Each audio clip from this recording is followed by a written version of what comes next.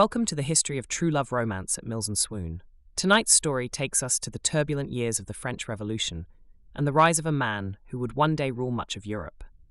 Yet long before Napoleon Bonaparte became an emperor, he was simply a young officer hopelessly in love.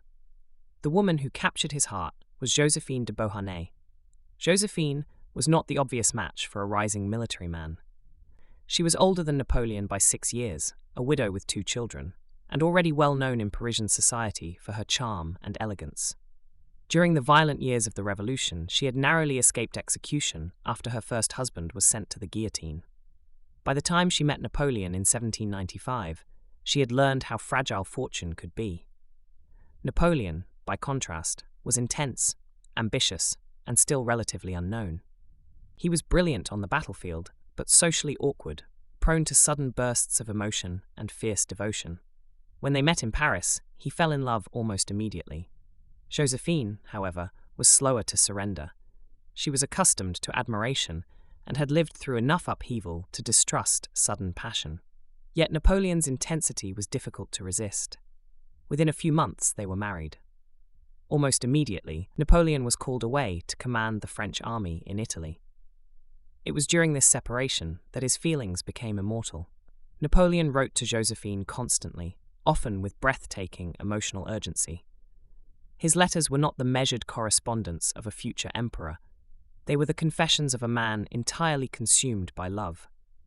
"I wake filled with thoughts of you," he wrote. "Your image and the intoxicating memory of last night's pleasures leave my senses no rest."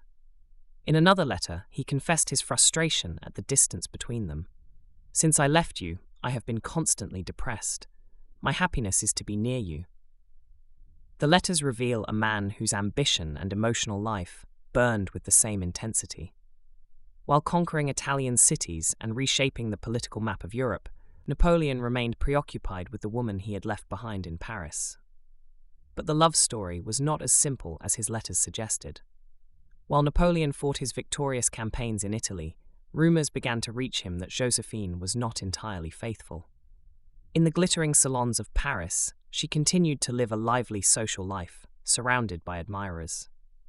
For Napoleon, who had placed his heart so completely in her hands, the possibility of betrayal was devastating. Yet even when anger appeared in his letters, it was quickly followed by longing. His attachment to Joséphine was profound and complicated, a mixture of passion, jealousy, admiration, and emotional dependence. When Napoleon eventually returned to France, their marriage continued, but it carried the scars of those early years.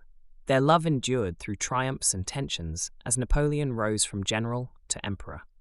Ironically, the greatest tragedy of their relationship was not infidelity, but the absence of an heir. Joséphine was unable to give Napoleon the child he believed necessary to secure his dynasty. In 1810, after years of emotional struggle, Napoleon made the painful decision to divorce her. The separation was formal and political, yet deeply personal.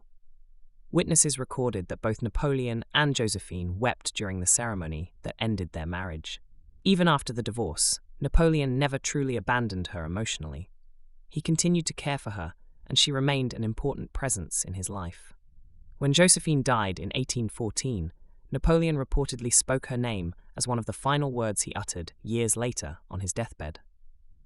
History remembers Napoleon Bonaparte as a conqueror, a strategist, and an emperor. Yet the letters he wrote during those early campaigns reveal another side of him entirely. A young man whose heart was captured by a woman who could both inspire and torment him. Their story reminds us that even the most powerful figures in history were not immune to the complicated forces of love. And sometimes the most revealing record of a great life is not written in military victories or political treaties, but in letters written late at night to the person one cannot stop thinking about. You have been listening to History of True Love Romance at Mills and Swoon.